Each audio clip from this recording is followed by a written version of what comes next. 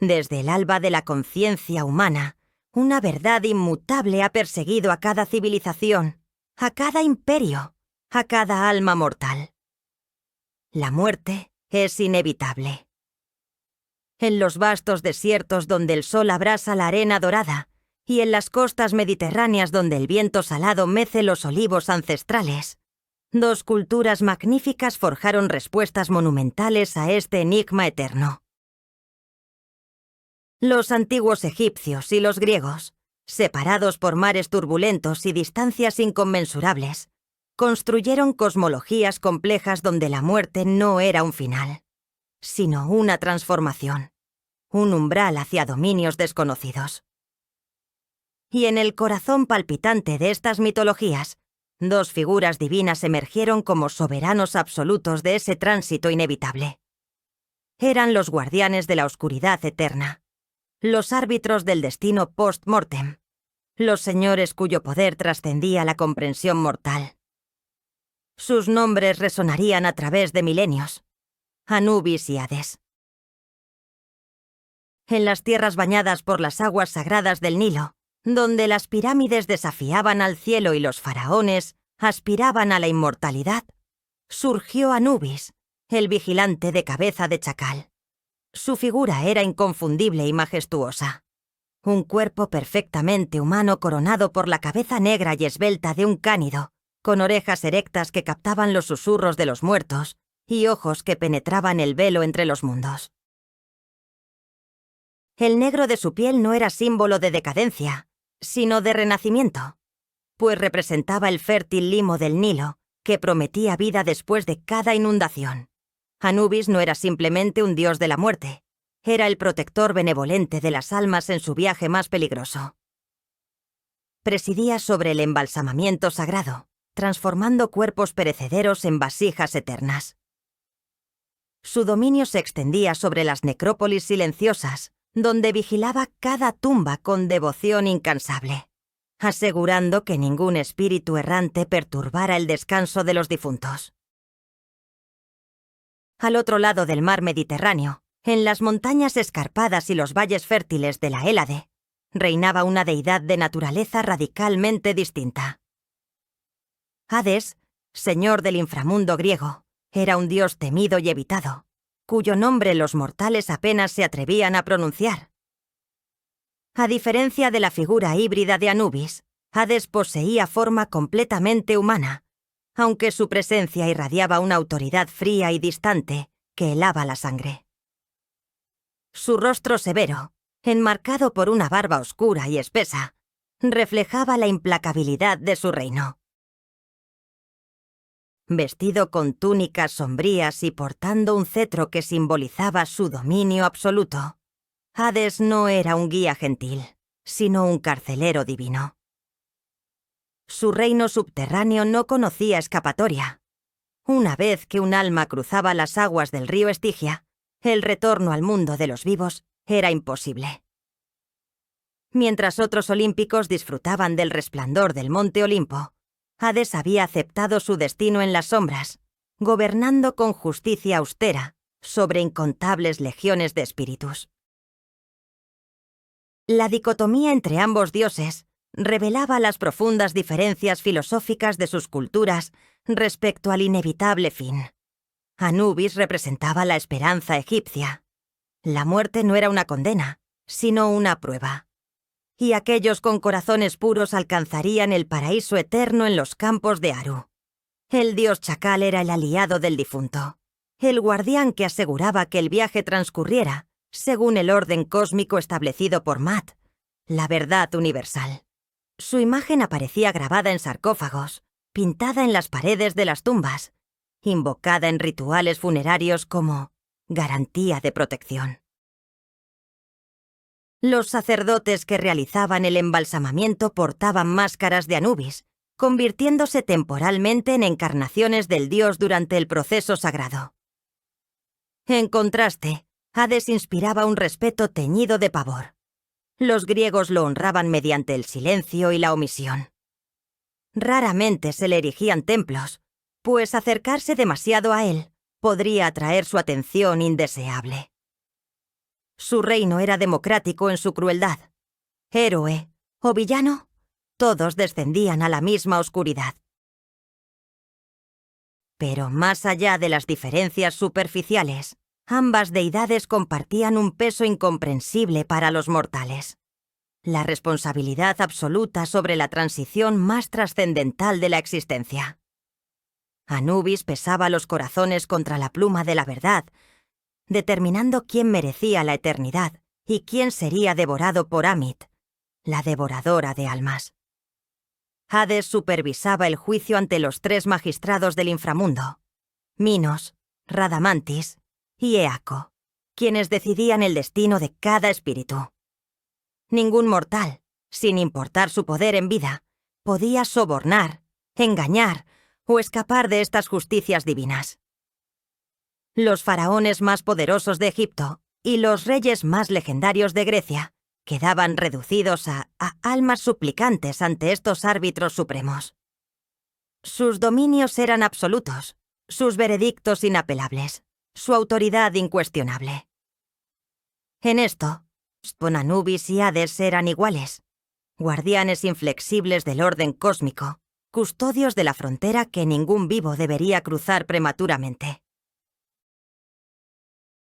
La pregunta que ha resonado a través de los siglos, desde los escribas en papiros hasta los filósofos modernos, permanece sin respuesta definitiva. Si estos 2 titanes divinos se enfrentaran, ¿quién prevalecería? ¿El protector egipcio con su conexión íntima con el proceso de muerte y renacimiento? ¿O el soberano griego con su dominio absoluto sobre un reino del cual nadie escapa? No se trata meramente de poder bruto, sino de filosofías enfrentadas sobre la naturaleza misma de la muerte. Anubis representa la muerte como transformación, como paso necesario hacia una existencia superior para los dignos. Hades encarna la muerte como destino ineludible, como igualador definitivo que no distingue entre justos e injustos en el acto de reclamar lo que le pertenece. Sus arsenales divinos son vastos, sus dominios son inexpugnables. Sus legados han moldeado civilizaciones enteras. Este no es un conflicto de músculos y espadas, sino una batalla entre cosmovisiones, entre 2 formas radicalmente distintas de comprender el final de la existencia mortal. El enfrentamiento que está por desarrollarse trasciende lo meramente mitológico para tocar las fibras más profundas de la condición humana. Cada cultura ha necesitado explicar la muerte, dotarla de significado, crear guardianes que ordenen el caos del tránsito final. Anubis y Hades son las manifestaciones supremas de ese anhelo universal. Sus historias, poderes, dominios y filosofías se desentrañarán en esta confrontación épica. Desde los orígenes de su divinidad hasta las complejidades de sus reinos subterráneos, desde sus habilidades sobrenaturales hasta los sistemas de juicio que implementaron, cada aspecto será examinado con el rigor que merece. Porque en última instancia, al comprender a estos dioses de la muerte, nos comprendemos a nosotros mismos, a nuestros miedos ancestrales, a nuestras esperanzas más secretas y a esa certeza ineludible que une a toda la humanidad. La batalla por el inframundo ha comenzado y su resultado iluminará las sombras que todos debemos eventualmente atravesar. Los dioses no nacen como los mortales, envueltos en la fragilidad y la inocencia del primer llanto. Su llegada al cosmos está marcada por profecías ominosas, traiciones divinas y destinos que se tejen en el telar mismo de la eternidad. Cada nacimiento divino es una declaración de poder, una manifestación de fuerzas primordiales que alterarán el equilibrio del universo. En el caso de Anubis y Hades, sus orígenes no fueron excepciones a esta regla cósmica, sino confirmaciones magníficas de ella. Ambos llegaron al mundo envueltos en circunstancias extraordinarias que prefigurarían sus roles como soberanos de la muerte. Sus nacimientos no fueron celebraciones de júbilo, sino presagios de una responsabilidad que trascendería eras y civilizaciones. Desde el momento en que respiraron por primera vez, estaban destinados a caminar entre las sombras, a gobernar donde otros dioses no se atrevían a pisar. En las riberas fértiles del Nilo, donde las aguas sagradas besaban arenas doradas bajo cielos inmaculados, se gestó un secreto que sacudiría el panteón egipcio. Neftis, diosa del luto y las tinieblas, portaba en su corazón un anhelo desesperado. Su unión con Set, el dios del caos y las tormentas, permanecía estéril, vacía de la bendición de la descendencia. La angustia de Neftis crecía con cada luna que pasaba, un tormento silencioso que corroía su ser divino. En su desesperación, sus ojos se posaron sobre Osiris, su cuñado, el dios de la fertilidad y la resurrección, esposo de su hermana Isis. Osiris irradiaba una bondad majestuosa, una fuerza vital que contrastaba dramáticamente con la naturaleza violenta de Set. Neftis, consumida por el deseo de crear vida, concibió un plan audaz y peligroso. Se transformó, adoptando la apariencia perfecta de Isis, y en la oscuridad de una noche sin estrellas, sedujo a Osiris. El dios, engañado por la ilusión magistral, yació con quien creía ser su esposa, y de esa unión prohibida, en las sombras del engaño divino, fue concebido Anubis. Cuando Neftis sintió la vida divina crecer en su vientre, el júbilo inicial se transformó rápidamente en terror paralizante. Set, cuya ira era legendaria y cuya crueldad no conocía límites, descubriría inevitablemente la traición. El castigo para ella y para el niño sería inimaginable, una venganza que haría temblar los cimientos del cosmos. Neftis llevó su embarazo en secreto absoluto, ocultando la evidencia de su transgresión con magia antigua y subterfugios desesperados. Cuando finalmente llegó el momento del nacimiento, en la soledad de los pantanos del delta, Anubis emergió al mundo no con el esplendor que correspondería a Pintuaja, un príncipe divino, sino en el silencio y la clandestinidad. El recién nacido poseía ya la cabeza distintiva del chacal, un presagio inequívoco de su naturaleza única.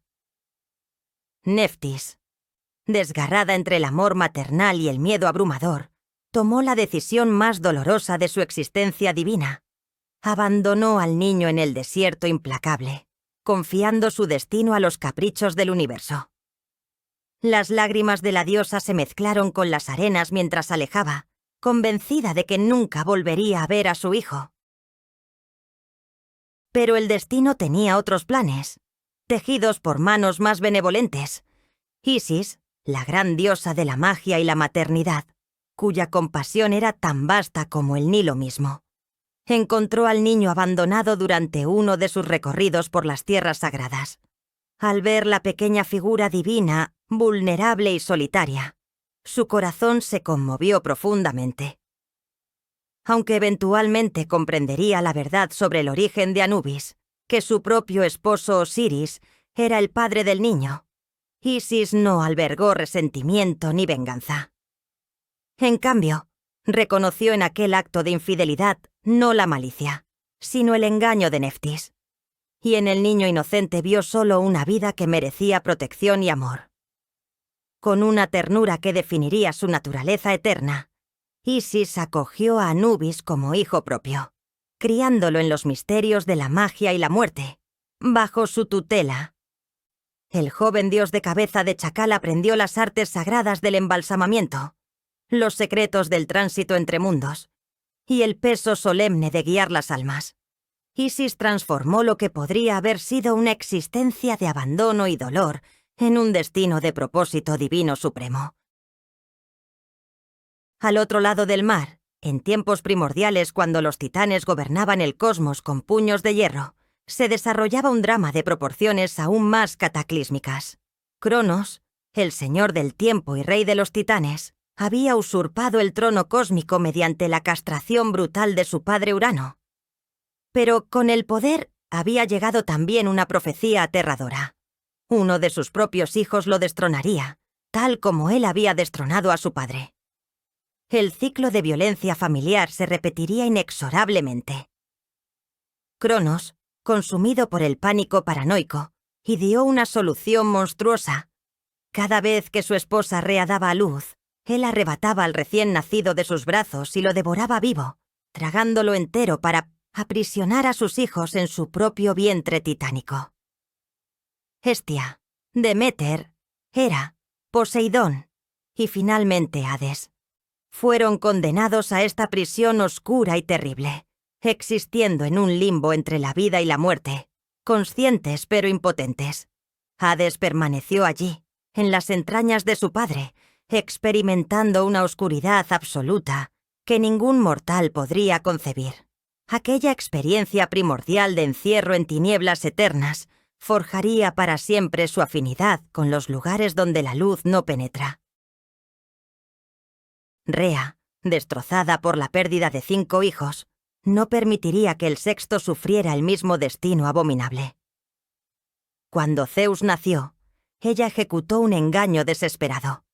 Envolvió una piedra en pañales y se la presentó a Cronos, quien, en su arrogancia, la devoró sin examinarla. Zeus fue escondido en Creta, criado en secreto por ninfas y alimentado con la leche de la cabra divina, Amaltea. Cuando alcanzó la madurez, el joven dios regresó para enfrentar a su padre con una determinación férrea. Mediante una poción preparada por la titánide Metis, Zeus obligó a Cronos a vomitar a sus hermanos en orden inverso. Primero la piedra, y luego, uno tras otro, los 5 dioses aprisionados emergieron, adultos y furiosos. Hades vio la luz por primera vez tras eones de oscuridad, y su gratitud hacia Zeus se mezcló con una ira inconmensurable hacia Cronos.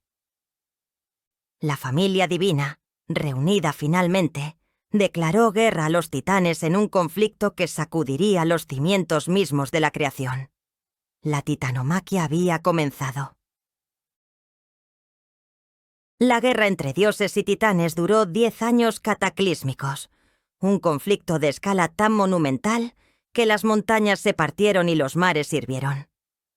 Los cíclopes, liberados del Tártaro por Zeus, forjaron armas divinas para los 3 hermanos. El rayo maestro para Zeus, el tridente de los mares para Poseidón, y para Hades, el casco de la oscuridad, una reliquia que otorgaba invisibilidad absoluta. Con estas armas y la ayuda de los hecatónquiros, gigantes de 100 brazos, la victoria finalmente favoreció a los olímpicos. Los titanes fueron encadenados y arrojados al Tártaro, la prisión más profunda de la existencia. Pero ahora surgía una nueva cuestión. ¿Cómo dividir el cosmos conquistado entre los 3 hermanos victoriosos? La solución fue un sorteo solemne que determinaría los dominios de cada uno. Zeus obtuvo los cielos y se proclamó rey de los dioses. Poseidón recibió los océanos vastos e inconmensurables. Y a Hades le correspondió el inframundo, el reino de los muertos, un dominio que ninguno de sus hermanos codiciaba. Mientras Zeus ascendía al Olimpo glorioso y Poseidón nadaba entre palacios de coral, Hades descendía a las profundidades de la tierra. Ambos dioses, nacidos en circunstancias de secreto y trauma, encontraron sus destinos en los dominios de la oscuridad. Anubis, concebido en engaño pero criado en amor, se convirtió en el protector gentil de las almas y el maestro del embalsamamiento sagrado. Su nacimiento como hijo no deseado lo conectó eternamente con los abandonados y los perdidos. Hades, aprisionado en tinieblas antes incluso de conocer la luz, recibió un reino que reflejaba perfectamente su experiencia primordial de encierro y oscuridad. Ninguno de los dos eligió su destino, pero ambos lo abrazaron con una solemnidad que definiría civilizaciones enteras. El hijo del engaño se convirtió en guardián de la verdad en el pesaje de corazones. El prisionero devorado se transformó en el carcelero supremo del cual ninguna alma puede escapar. Sus nacimientos no fueron celebraciones de alegría divina, sino forjas donde se templaron los señores de las sombras. los árbitros del tránsito final que toda alma debe eventualmente enfrentar. Más allá del último suspiro, más allá de la frontera que separa la carne palpitante de la ceniza silenciosa, se extienden reinos que ningún mortal vivo puede contemplar y regresar ileso. Estos dominios no son meros espacios vacíos, donde las almas flotan sin rumbo ni propósito, sino universos completos con sus propias geografías, leyes inmutables y jerarquías divinas. El Duat egipcio y el inframundo griego representan las concepciones más elaboradas y majestuosas del más allá que la antigüedad produjo. Cada uno refleja los valores, miedos y aspiraciones de la civilización que lo concibió. Mientras el Duat promete transformación y renacimiento para los dignos, el reino de Hades ofrece una eternidad democrática en su imparcialidad sombría. Comprender estos dominios es adentrarse en el corazón mismo de dos cosmologías que definieron el destino de millones de almas a lo largo de milenios incontables. El Duat, conocido también como Amentet o la Tierra Occidental, se desplegaba como un laberinto cósmico de infinita complejidad bajo las arenas doradas de Egipto. No era simplemente un lugar único, sino una sucesión de 12 regiones o cavernas, cada una correspondiente a una hora de la noche que el dios solar, Ra, atravesaba en su barca sagrada. Este viaje nocturno de Ra simbolizaba el tránsito que cada alma debía emprender tras abandonar el cuerpo mortal. El Duat pulsaba con vida extraña y peligrosa. Demonios con cuchillos flamígeros custodiaban portales monumentales. Serpientes colosales se enroscaban en las profundidades oscuras, y lagos de fuego líquido bloqueaban caminos ancestrales. El difunto debía conocer conjuros específicos, palabras de poder, inscritas en papiros funerarios que se colocaban junto al cuerpo momificado. Sin este conocimiento sagrado, recogido en textos como el Libro de los Muertos, el alma quedaría perdida eternamente en las tinieblas del Duat, incapaz de alcanzar su destino glorioso. Cada región presentaba pruebas únicas. En algunas, el difunto debía navegar ríos de oscuridad absoluta. En otras, enfrentar interrogatorios de deidades menores que juzgaban sus acciones terrenales. Pero para aquellos cuyas almas demostraban pureza en el pesaje del corazón ante Anubis, el Duat no era una prisión eterna, sino un pasaje hacia el paraíso incomparable. Los campos de Aru, también llamados campos de juncos, o Seket Aru. Esta región bendita se extendía en el horizonte oriental del Duat, bañada por la luz perpetua del amanecer, donde Ra emergía victorioso cada mañana tras su travesía nocturna. Aru era la perfección hecha realidad. Campos de cebada que alcanzaban alturas de 7 codos. Aguas cristalinas del Nilo celestial que fluían eternamente sin conocer sequía ni inundación destructiva. Y un clima de primavera perpetua, sin el calor abrasador del desierto. Las almas bienaventuradas que llegaban allí encontraban sus hogares terrestres reconstruidos a la perfección. Se reunían con seres amados fallecidos previamente, incluyendo mascotas queridas, y vivían en abundancia eterna. Podían cultivar, cosechar, cazar y pescar sin fatiga ni dolor, disfrutando de manjares divinos y bebiendo cerveza celestial. La comunicación entre las almas benditas trascendía el lenguaje. Los pensamientos fluían directamente de mente a mente, creando una comunión perfecta. Este era el destino que todo egipcio anhelaba, la recompensa suprema por una vida vivida según los principios de Mat, la verdad y el orden cósmico. Al otro lado del Mediterráneo, en las profundidades inalcanzables bajo las montañas de Grecia, se extendía un reino de naturaleza radicalmente distinta. El inframundo de Hades no prometía transformación ni esperanza de un paraíso ganado mediante virtud, sino una existencia uniforme y sombría para la vasta mayoría de las almas. La entrada a este dominio subterráneo se encontraba en lugares específicos del mundo mortal. cavernas profundas, fisuras en la tierra, o lagos espectrales cuyas aguas negras ocultaban portales invisibles. Una vez que el alma cruzaba el río Aqueronte, el río del dolor, transportada por Caronte el barquero sombrío que exigía un óbolo como pago, el retorno era imposible. El alma atravesaba entonces las puertas monumentales del inframundo, custodiadas por Cerbero, el can tricéfalo, cuyas cabezas feroces permitían la entrada, pero destrozaban salvajemente a cualquiera que intentara escapar. Más allá de estas puertas se extendían las llanuras del inframundo, vastas, grises, silenciosas, donde millones de sombras vagaban sin propósito definido. Estas sombras eran ecos desvanecidos de lo que habían sido en vida, despojadas de la vitalidad que caracteriza la existencia mortal. Bebían de las aguas del Lete, el río del olvido, perdiendo gradualmente los recuerdos de sus vidas anteriores hasta convertirse en espectros sin memoria ni identidad. Sin embargo, el inframundo griego no era enteramente uniforme en su desolación. Estaba dividido en regiones que reflejaban destinos específicos, determinados por las acciones en vida. El Tártaro, la prisión más profunda, se hundía en abismos insondables bajo el inframundo mismo, tan lejos del Hades como el cielo lo está de la tierra. Allí sufrían tormento eterno los titanes derrotados, encadenados con cadenas irrompibles, y los mortales que habían cometido ofensas imperdonables contra los dioses. Tántalo, condenado a hambre y sed eternas con alimento y agua siempre fuera de su alcance. Sísifo, empujando perpetuamente una roca que rodaba hacia abajo al acercarse a la cima. Ixión, atado a una rueda de fuego que giraba sin cesar.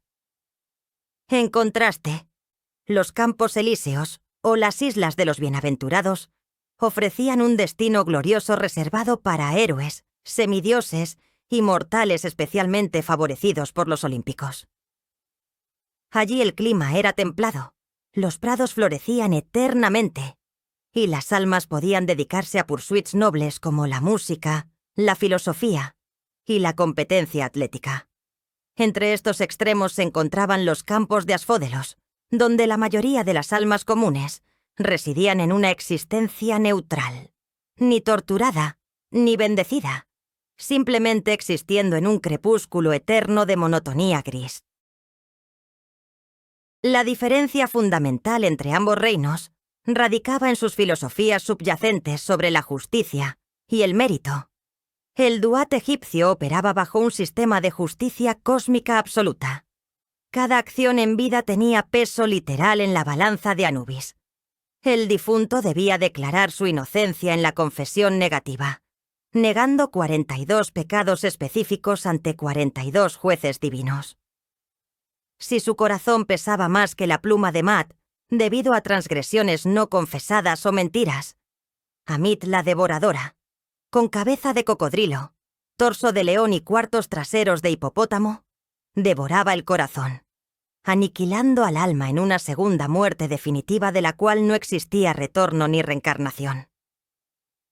Esta era la aniquilación total, el no ser absoluto, el castigo más aterrador concebible.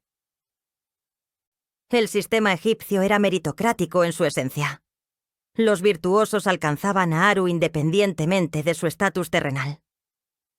Un campesino humilde con corazón puro gozaba del mismo paraíso que un faraón. En contraste, el inframundo griego reflejaba una visión más pesimista y aristocrática. El destino post-mortem dependía menos de la virtud moral y más del favor divino y el linaje heroico. Los campos elíseos acogían principalmente a descendientes de dioses y héroes legendarios, mientras las masas comunes enfrentaban la monotonía eterna de Asfódelos, sin importar cuán virtuosas hubieran sido sus vidas. La geografía misma de ambos reinos revelaba estas diferencias filosóficas profundas. El Duat era dinámico, un viaje transformador con un destino glorioso para los merecedores. Cada hora nocturna representaba una etapa de purificación y renacimiento espiritual. El alma egipcia no residía pasivamente, sino que participaba activamente en su salvación, recitando conjuros, respondiendo preguntas, navegando peligros. Era un proceso de muerte y renacimiento constante, reflejando los ciclos del Nilo y del Sol. El inframundo griego, por el contrario, era estático, un estado final inmutable. Una vez que el alma llegaba a su región asignada, allí permanecía eternamente sin posibilidad de progresión o cambio. No había ciclos de renovación, solo la perpetuidad inmóvil de la condición asignada. Hades gobernaba como un administrador impersonal, no como un juez moral. Su reino no castigaba la inmoralidad per se, sino que simplemente mantenía el orden establecido, asegurando que los muertos permanecieran separados de los vivos, que las fronteras entre mundos no se violaran. Anubis vigilaba el Duat como protector y guía, su presencia reconfortante para el difunto que navegaba las pruebas terribles.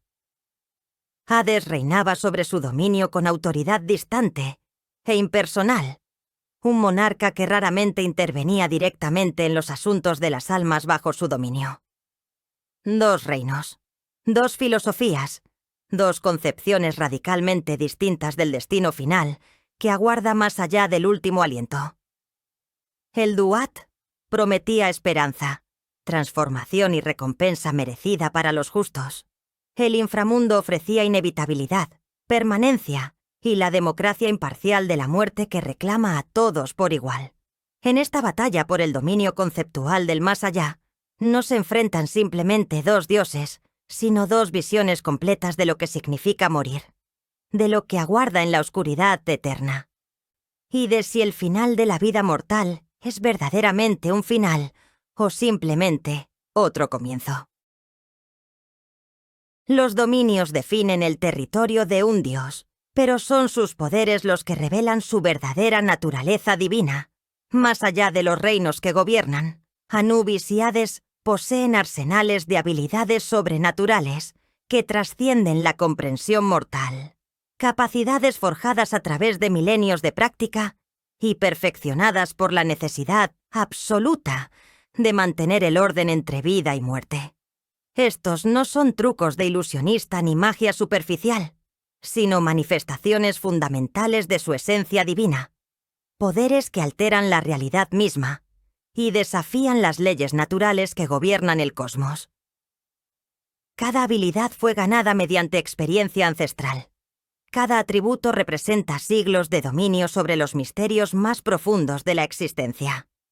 En este enfrentamiento de poder contra poder, de habilidad contra habilidad, descubriremos qué arsenal divino prevalecería si estos titanes de la muerte se encontraran en el campo de batalla cósmico que su naturaleza misma demanda. Anubis, desde los albores de su existencia divina, dominó el arte sagrado que definiría su legado eterno: el embalsamamiento. No se trataba de simple preservación física, sino de una alquimia espiritual que transformaba carne perecedera en vasijas de eternidad. Cuando Osiris, su padre biológico, fue asesinado brutalmente por Set y su cuerpo desmembrado fue esparcido por todo Egipto, fue Anubis quien reunió los fragmentos dispersos y realizó el primer embalsamamiento de la historia. Con sus manos divinas, ungió el cuerpo con aceites aromáticos extraídos de mirra, incienso y especias celestiales. Envolvió cada miembro con vendas de lino consagradas mediante conjuros antiquísimos que pronunciaba en lenguas olvidadas por los mortales. Extrajo los órganos internos con precisión quirúrgica imposible para manos humanas, preservándolos en vasos canopos custodiados por los hijos de Horus. Su maestría era tal que podía detener completamente el proceso de descomposición, desafiando la entropía universal que reclama toda materia orgánica. Este poder no era meramente técnico, sino profundamente mágico. Al embalsamar un cuerpo, Anubis ataba el Ka, el Ba y el Ak, las tres partes del alma egipcia, asegurando que permanecieran ancladas y pudieran reunirse en el más allá para alcanzar la vida eterna, pero las habilidades de Anubis se extendían mucho más allá del arte funerario. Como guardián supremo de las necrópolis, poseía el poder de detectar cualquier violación de las tumbas sagradas antes de que ocurriera. Su consciencia abarcaba simultáneamente cada sepulcro en todo Egipto, desde las pirámides monumentales de los faraones hasta las tumbas humildes excavadas en el desierto. Ningún saqueador podía escapar de su vigilancia omnipresente. Ningún espíritu maligno podía profanar un lugar de descanso eterno sin enfrentar su ira divina. Anubis podía manifestarse instantáneamente en cualquier necrópolis donde su presencia fuera requerida, teletransportándose a través de distancias imposibles con mero pensamiento. Su forma no estaba limitada a una sola manifestación. Podía aparecer como el dios completo de cabeza de chacal, transformarse en un chacal físico de tamaño colosal, con ojos que brillaban como brasas en la oscuridad, o incluso adoptar forma completamente humana cuando las circunstancias lo requerían. Esta capacidad de cambiar de forma le permitía moverse sin ser detectado entre mortales, investigar profanaciones y ejecutar justicia divina sin advertencia previa. Los textos antiguos hablan de ladrones de tumbas que desaparecieron sin rastro, arrastrados a las sombras por una criatura con cabeza de chacal, cuyo aullido helaba la sangre, y cuyas mandíbulas despedazaban no solo carne, sino almas. La magia funeraria de Anubis constituía un arsenal completo de hechizos y conjuros diseñados específicamente para proteger, guiar y juzgar a los muertos. Podía crear barreras místicas impenetrables alrededor de tumbas, campos de energía invisible, que causaban desorientación severa, pánico irracional y finalmente muerte dolorosa a cualquier intruso no autorizado. Conocía los nombres secretos de todos los demonios y entidades hostiles que acechaban en el Duat, y pronunciar esos nombres verdaderos le otorgaba control absoluto sobre dichas criaturas. Durante el pesaje del corazón, su balanza era infalible, inmune a cualquier intento de manipulación mágica o engaño. La pluma de Maat que colocaba en un platillo no podía ser alterada por ningún poder, excepto el de Maat misma, la personificación del orden cósmico. Anubis podía ver directamente en el corazón del difunto, percibiendo cada mentira, cada transgresión, cada acto de bondad o maldad cometido durante la vida mortal. Este conocimiento absoluto hacía imposible cualquier subterfugio ante su presencia. Además, poseía autoridad para otorgar o negar el acceso a los campos de Aru, sirviendo como el portero definitivo del paraíso egipcio. Su veredicto era inapelable, su juicio final e inmutable. Al otro lado del enfrentamiento se alzaba Hades con un arsenal radicalmente distinto, pero igualmente formidable. Su arma más legendaria era el casco de la oscuridad, también llamado Kuni, forjado por los cíclopes durante la titanomaquia como regalo de gratitud por su liberación del Tártaro. Este artefacto no era un simple casco de guerra, sino una corona de poder absoluto que otorgaba invisibilidad perfecta a quien lo portaba.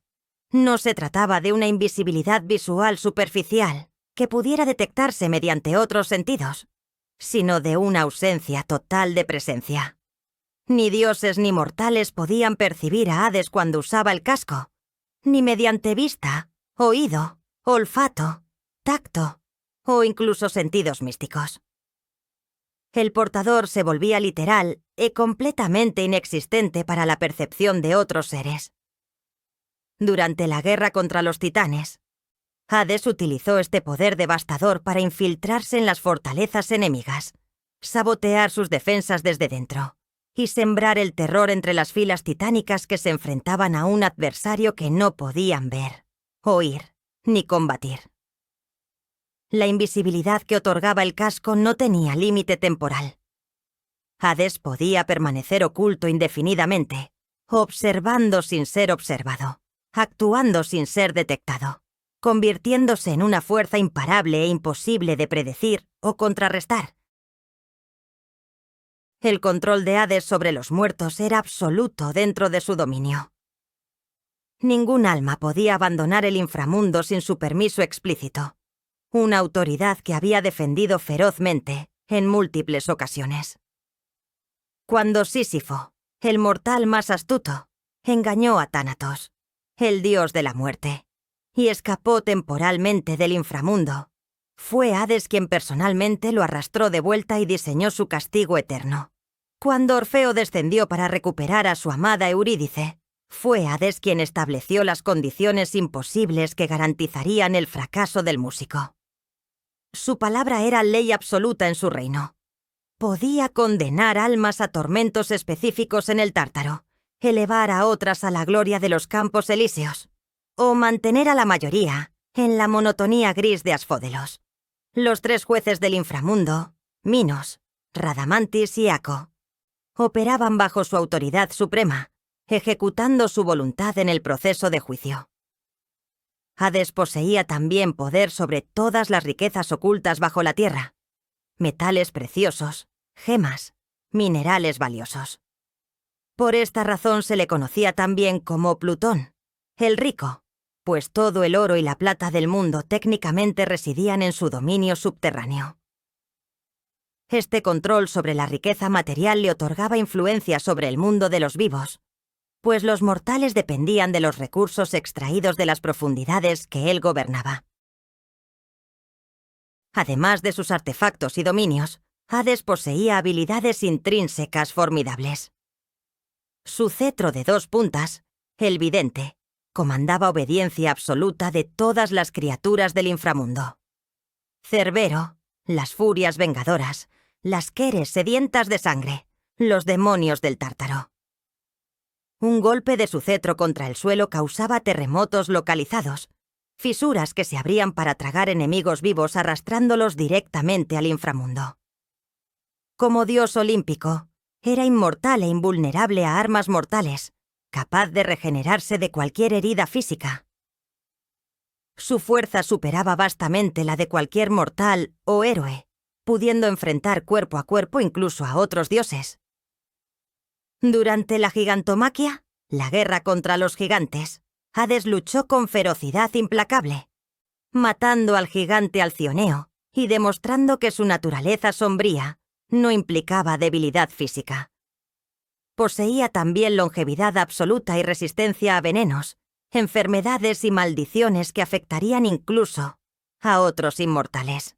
Su presencia irradiaba un aura de terror primordial que causaba que mortales huyeran instintivamente, y su mirada podía inducir visiones de su propia muerte futura, paralizando de pavor a sus enemigos. La confrontación de estos arsenales divinos revelaría dinámicas fascinantes. Anubis, con su dominio sobre la magia funeraria y la transformación, enfrentaría a Hades, cuya invisibilidad y control absoluto sobre su reino representaban un desafío único. El embalsamamiento de Anubis versus la reclusión eterna de Hades. La vigilancia omnipresente del chacal contra la presencia indetectable del olímpico invisible. La balanza infalible que pesa corazones frente al cetro que abre abismos. Las transformaciones del guardián egipcio contra la fuerza bruta del soberano griego. Cada poder encuentra su contraparte, cada habilidad su desafío. No se trata de superioridad absoluta, sino de especializaciones distintas perfeccionadas a través de eternidades. Anubis representa precisión, conocimiento ritual, magia específica diseñada para propósitos funerarios exactos. Hades encarna autoridad bruta, dominio territorial inquebrantable, poder olímpico sin adornos ni sutilezas. El guardián que transforma muerte en renacimiento contra el carcelero que asegura que la muerte sea permanente e ineludible. El momento ha llegado, el instante que define eternidades, la encrucijada donde cada acción en vida converge en un veredicto inmutable. Para el alma que abandona su recipiente mortal, el viaje apenas comienza, pues debe enfrentar el momento más trascendental de su existencia, el juicio divino. No importa si fue faraón o esclavo, héroe legendario o campesino humilde.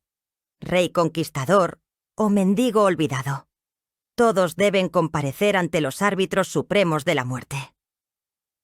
Este es el umbral donde la verdad desnuda se revela sin máscaras ni subterfugios, donde ninguna riqueza puede comprar clemencia, ningún poder puede intimidar a los jueces, ninguna mentira puede ocultarse.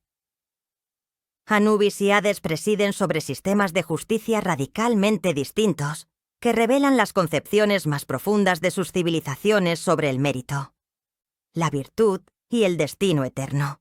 En esta confrontación de filosofías judiciales, no solo se juzgan almas individuales, sino civilizaciones enteras y sus comprensiones del bien y el mal. En las profundidades sagradas del Duat, iluminadas por la luz tenue de antorchas eternas que nunca se consumen, se encuentra la sala de las dos verdades, el recinto más solemne y temido de toda la cosmología egipcia. El difunto arriba a este lugar, tras navegar los peligrosos recovecos del inframundo, habiendo superado demonios, serpientes colosales y lagos de fuego mediante el conocimiento de conjuros sagrados. Ahora se encuentra ante 42 jueces divinos, cada uno representando un gnomo del Egipto antiguo, cada uno responsable de verificar un pecado específico. Estos jueces no hablan ni se mueven, permanecen inmóviles como estatuas de piedra, pero sus ojos siguen cada movimiento del alma con intensidad penetrante. El difunto debe recitar la confesión negativa, declarando su inocencia de cada transgresión. No he matado, no he robado, no he causado sufrimiento, no he blasfemado contra los dioses, no he contaminado las aguas sagradas del Nilo. 42 negaciones pronunciadas con voz temblorosa, mientras el peso de la eternidad descansa sobre cada palabra. La mentira es imposible en este recinto, pues la verdad misma, Mat, preside sobre el proceso con su presencia inmaculada. Es entonces cuando Anubis se adelanta, su figura majestuosa de cuerpo humano y cabeza de chacal, irradiando autoridad divina que silencia cualquier protesta o súplica. En sus manos divinas sostiene la balanza de la justicia, forjada en los albores de la creación con metales que no existen en el plano mortal. Esta balanza es incorruptible, inmune a cualquier magia o engaño, respondiendo únicamente al peso absoluto de la verdad. Anubis coloca el corazón del difunto, el Ib, en uno de los platillos con reverencia solemne. Los egipcios creían que el corazón era el asiento de la consciencia, la memoria y la moralidad, el órgano que contenía el registro completo de cada acción realizada en vida. Por ello nunca se extraía durante el embalsamamiento, preservándose dentro del cuerpo momificado para este momento crucial. En el platillo opuesto, Anubis coloca la pluma de Mat, símbolo de la verdad, el orden cósmico y la justicia divina. Esta pluma es ligera como el aire, pero representa el peso infinito de la perfección moral. El silencio en la sala de las dos verdades se vuelve absoluto, tan denso que podría cortarse con un cuchillo, mientras la balanza comienza su movimiento inexorable. Thoth, el dios de la sabiduría con cabeza de ibis, se posiciona junto a la balanza con su paleta de escriba y papiro eterno. Su función es registrar el veredicto con precisión absoluta, documentando para la eternidad el destino del alma juzgada. Sus ojos penetrantes no pestañean mientras observa los platillos oscilar, equilibrarse, buscar su punto de reposo. Si el corazón pesa exactamente lo mismo que la pluma, el alma ha demostrado pureza y virtud. Ha vivido conforme a Mat, ha actuado con justicia, ha respetado el orden cósmico. Anubis proclama entonces al difunto como verdadero de voz, una declaración de inocencia que resuena en las columnas de la sala. El alma bendita es conducida hacia Osiris, el dios de la resurrección que preside sentado en su trono con su piel verde de renacimiento y sus símbolos de poder, el cayado y el mayal. Osiris pronuncia la bendición final, otorgando al alma acceso a los campos de Aru, donde vivirá eternamente en paz y abundancia. Pero si el corazón está cargado de pecados, corrupto por mentiras, violencia, codicia o blasfemia, pesa más que la pluma y la balanza se inclina revelando la verdad terrible. En ese instante, desde las sombras emerge Amit, la devoradora de almas, una criatura compuesta de las partes más temibles de los depredadores egipcios. Cabeza de cocodrilo con mandíbulas que trituran huesos, torso y patas delanteras de león con garras que desgarran carne, cuartos traseros de hipopótamo con fuerza imparable. Amit no espera órdenes ni muestra misericordia. Se abalanza sobre el corazón condenado y lo devora con voracidad terrible, destruyendo no solo el órgano, sino la esencia misma del alma. Esta es la segunda muerte, un concepto que aterrorizaba a los egipcios más que cualquier tormento físico concebible. No es simplemente dolor o sufrimiento eterno, sino la aniquilación total de la existencia. El alma deja de ser, se disuelve en la nada absoluta, pierde toda identidad, memoria y consciencia. No hay continuación, no hay reencarnación, no hay esperanza de redención futura. El difunto simplemente cesa de existir en cualquier forma, borrado del tejido mismo de la realidad, como si nunca hubiera vivido. Los egipcios consideraban este destino infinitamente peor que cualquier castigo temporal, pues negaba la aspiración fundamental de su cultura, la inmortalidad. Este sistema de juicio era meritocrático en su pureza. El campesino virtuoso alcanzaba a Haru, mientras el faraón corrupto enfrentaba a Amit. El nacimiento y la riqueza no otorgaban privilegios ante la balanza incorruptible de Anubis. Al otro lado del enfrentamiento conceptual, en las profundidades sombrías del inframundo griego, opera un sistema judicial radicalmente distinto en estructura y filosofía. Las almas que cruzan el río Estigia y pasan las puertas custodiadas por Cerbero son conducidas ante 3 magistrados divinos que presiden sobre el juicio de los muertos: Minos, Radamantis y Eaco.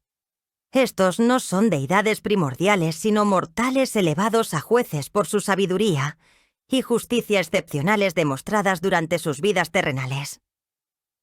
Minos, hijo de Zeus y Europa, fue rey legendario de Creta, cuyas leyes eran tan sabias y justas que tras su muerte Zeus lo designó juez supremo del inframundo. Radamantis, hermano de Minos, había gobernado las islas del Egeo con equidad inquebrantable, estableciendo códigos legales que se convirtieron en modelos para generaciones posteriores. Eaco, rey de Gina, era tan piadoso y justo que cuando una sequía devastadora azotó Grecia, solo sus plegarias fueron escuchadas por los dioses. Juntos, estos 3 forman el tribunal que determina el destino de cada alma que llega al reino de Hades. El proceso de juicio griego difiere dramáticamente del egipcio en su metodología y criterios. No existe una balanza física que pese órganos contra plumas, ni una confesión negativa de 42 pecados específicos. En cambio, los 3 jueces interrogan al alma sobre sus acciones en vida, examinando no solo los actos, sino las intenciones que los motivaron. Minos típicamente preside sobre las almas de origen europeo, Radamantis juzga a las de Asia, y Eaco evalúa a las de origen griego, aunque en casos complejos deliberan colectivamente. El alma comparece desnuda de toda pretensión, incapaz de mentir ante estos magistrados cuya percepción trasciende el engaño mortal. Ellos ven no solo las acciones manifiestas, sino los pensamientos ocultos, los motivos secretos, las oportunidades desperdiciadas de hacer el bien. Sin embargo, a diferencia del sistema egipcio que ofrece solo 2 resultados, paraíso o aniquilación, el tribunal griego determina entre 3 destinos principales. Las almas virtuosas, particularmente héroes y favoritos de los dioses, son enviadas a los campos elíseos, donde disfrutan de existencia bendita en prados eternos bajo cielos perfectos.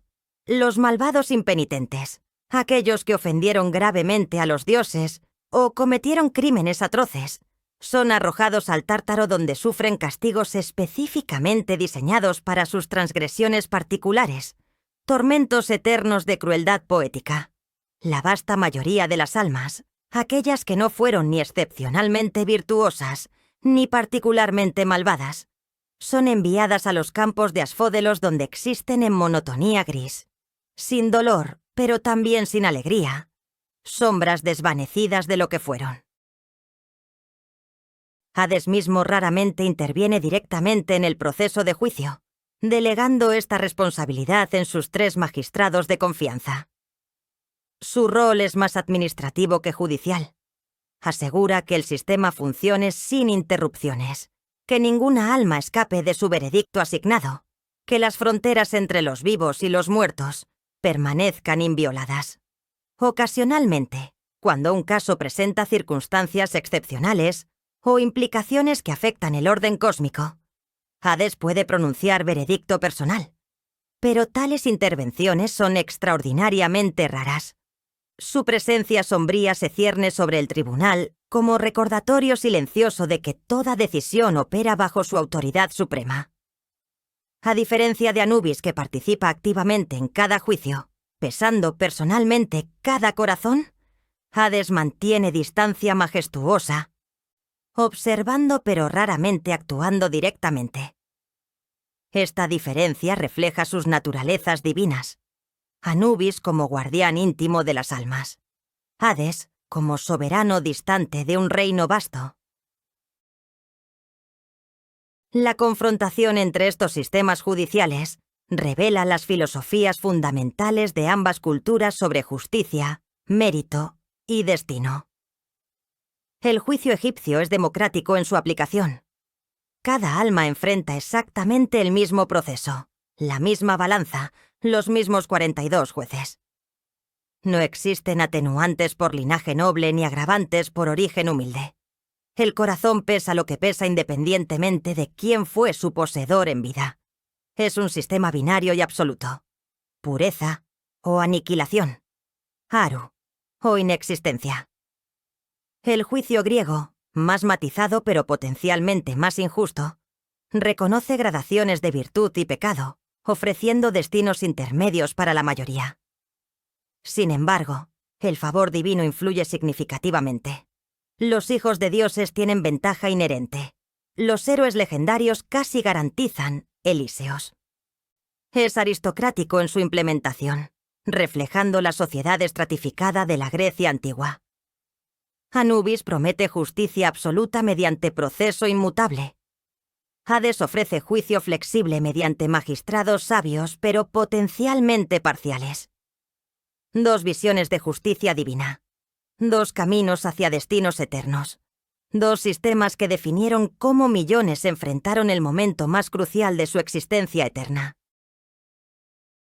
Los dioses no existen en el vacío aislado de sus dominios celestiales o subterráneos, sino que tejen sus esencias en el tejido mismo de las civilizaciones que los veneran. Sus influencias trascienden templos y rituales, permeando cada aspecto de la existencia mortal, desde cómo los individuos viven sus días hasta cómo enfrentan su final inevitable. Anubis y Hades no fueron simplemente gobernantes de reinos post-mortem, sino arquitectos de cosmovisiones completas que moldearon el comportamiento, la ética y las aspiraciones de millones de almas a través de milenios. Sus legados no se miden en batallas ganadas o territorios conquistados, sino en la profundidad con que transformaron la relación humana con la mortalidad misma.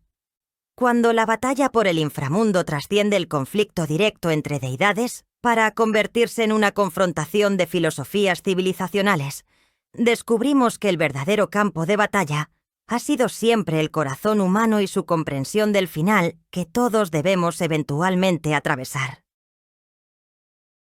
En las arenas doradas de Egipto, bajo el sol implacable que Ra conducía diariamente a través de los cielos, Anubis se convirtió en algo más que una deidad temida. Era un aliado, un protector, un guardián benevolente en el momento más vulnerable de la existencia. Los egipcios no evitaban pronunciar su nombre, ni apartaban la mirada de sus representaciones, como hacían los griegos con Hades. Al contrario, invocaban a Anubis con frecuencia, pintaban su imagen en sarcófagos, grababan su forma en amuletos que colgaban del cuello, recitaban himnos alabando su justicia y misericordia.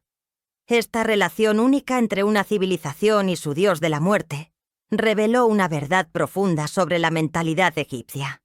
La muerte no era el enemigo a temer, sino una transformación sagrada a preparar.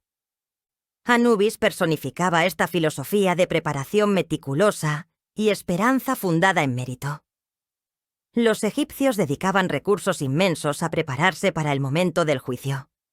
Encargaban tumbas elaboradas décadas antes de necesitarlas. Estudiaban los textos funerarios para memorizar conjuros protectores. Vivían según los principios de Mat, sabiendo que cada acción pesaría literalmente en la balanza. Esta cultura de preparación para la muerte paradójicamente celebraba la vida, pues cada día virtuoso era una inversión en la eternidad prometida por Anubis para los justos. La iconografía de Anubis se volvió omnipresente en la cultura egipcia de una manera que ningún otro dios de la muerte en la antigüedad lograría replicar. Su figura con cabeza de chacal aparecía en los muros de cada tumba importante, vigilando eternamente el descanso de los difuntos. Los sacerdotes funerarios portaban máscaras de Anubis durante los rituales de embalsamamiento, transformándose ritualmente en encarnaciones temporales del dios para realizar su trabajo sagrado. Esta práctica no era mera teatralidad, sino una creencia profunda en que Anubis operaba a través de ellos, guiando sus manos en el proceso delicado de preservar el cuerpo para la eternidad. Las familias de todos los estratos sociales, desde faraones hasta campesinos, buscaban la protección de Anubis para sus difuntos. No importaba cuán pobre fuera una familia. Intentarían al menos una momificación básica y algunas oraciones al dios chacal, pues negar a sus muertos la protección de Anubis era condenarlos a vagar perdidos eternamente en las tinieblas del Duat. Democratización de la esperanza funeraria, la idea de que el campesino virtuoso podía alcanzar el mismo paraíso que el faraón, representó una revolución espiritual que influenció civilizaciones posteriores, incluyendo las tradiciones abrahámicas con sus conceptos de juicio final y mérito individual. El legado de Anubis moldeó también la ética práctica egipcia de maneras concretas y medibles. La confesión negativa que cada difunto debía recitar ante los 42 jueces no era simplemente un ritual post-mortem, sino un código moral vivido diariamente. Los egipcios sabían exactamente qué transgresiones pesarían contra ellos. No matar, no robar, no causar sufrimiento innecesario, no blasfemar, no contaminar el Nilo sagrado, no engañar en las medidas del grano, no separar al ternero de su madre, no impedir el flujo de agua en sus estaciones. Estas prohibiciones específicas crearon una sociedad con valores éticos claros y universalmente comprendidos. El conocimiento de que Anubis pesaría el corazón con precisión absoluta, que ninguna mentira podría ocultarse ante la balanza incorruptible, funcionaba como un sistema de justicia internalizado que operaba incluso cuando ninguna autoridad mortal vigilaba. Los egipcios desarrollaron un concepto sofisticado de responsabilidad personal ante lo divino que trascendía el temor al castigo terrenal. Vivían conscientes de que sus acciones tenían peso literal, que cada transgresión añadía más al corazón que eventualmente enfrentaría la pluma de Mat. Esta consciencia constante de la contabilidad cósmica de la moralidad personal representa uno de los primeros sistemas éticos interiorizados de la historia humana. Al otro lado del Mediterráneo, el legado de Hades moldeó la psique griega de manera radicalmente distinta, generando una relación con la muerte marcada por el temor reverencial y la evitación activa. Los griegos raramente pronunciaban el nombre de Hades directamente, prefiriendo eufemismos como Plutón, el rico o el invisible. No le construyeron templos magnificentes como a Zeus o Atenea, pues acercarse demasiado al dios de los muertos podría atraer su atención indeseable. Este temor no nacía de crueldad particular de Hades, quien de hecho era considerado justo en sus dominios, sino de la finalidad absoluta que representaba. Una vez que Hades reclamaba un alma, el retorno era imposible salvo en circunstancias extraordinarias que requerían intervención de múltiples olímpicos. Esta irreversibilidad de la muerte bajo el dominio de Hades generó en los griegos una apreciación intensificada de la vida mortal y sus placeres efímeros.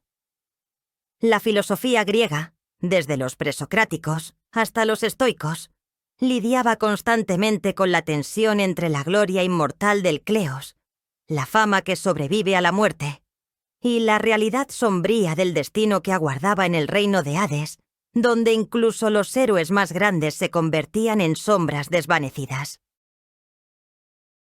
La concepción griega del más allá bajo Hades influyó profundamente en su producción cultural y literaria. Las tragedias de Esquilo, Sófocles y Eurípides exploraban constantemente los temas de mortalidad, destino y la frontera infranqueable entre vivos y muertos. La Odisea de Homero dedica un libro completo a la Necuia, el descenso de Odiseo al inframundo, donde encuentra a héroes legendarios reducidos a espectros, lamentándose de su condición. El famoso discurso de Aquiles a Odiseo resume la desesperación griega ante la muerte. Preferiría ser el siervo más humilde entre los vivos que rey de todos los muertos. Esta visión pesimista contrastaba dramáticamente con el optimismo egipcio encarnado por Anubis. Mientras los egipcios invertían recursos masivos en prepararse para una eternidad que esperaban disfrutar, los griegos enfocaban sus esfuerzos en maximizar la gloria y el placer en vida, sabiendo que el reino gris de Hades aguardaba a todos sin importar sus logros. Esta diferencia filosófica fundamental generó culturas con prioridades distintas. Egipto construyó monumentos para los muertos que superaban en grandeza a las viviendas de los vivos. Grecia creó filosofía, arte y teatro celebrando la experiencia humana ante la consciencia de su brevedad inevitable. Sin embargo, Hades también contribuyó positivamente a la civilización griega mediante su rol como mantenedor del orden cósmico. Su negativa absoluta a permitir que los muertos retornaran al mundo de los vivos aseguraba que las fronteras entre vida y muerte permanecieran intactas, previniendo el colapso del orden natural. Los mitos griegos que exploraban violaciones de esta frontera, como Orfeo intentando recuperar a Eurídice o Sísifo engañando a Tánatos, invariablemente terminaban en tragedia, reforzando la sabiduría de aceptar la mortalidad como parte del orden divino. Hades, en su firmeza implacable, enseñaba la aceptación estoica del destino. Los filósofos griegos desarrollaron sofisticadas reflexiones sobre cómo vivir bien ante la certeza de la muerte. El epicureísmo argumentaba que la muerte no debía temerse, pues, cuando llegue. Nosotros ya no existimos para experimentarla.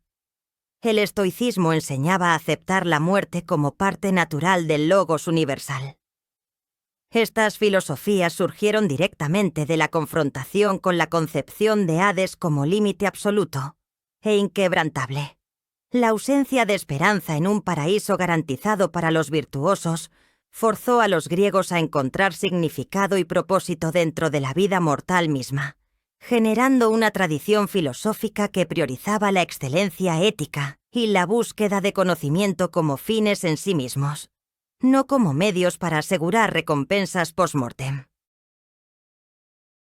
Cuando contemplamos los legados completos de Anubis y Hades a través del prisma de milenios, descubrimos que su batalla por el inframundo nunca requirió un enfrentamiento físico directo.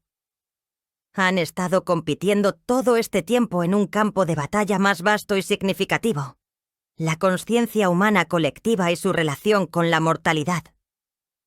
Anubis ofreció esperanza estructurada mediante meritocracia cósmica. Vive justamente y alcanzarás el paraíso eterno.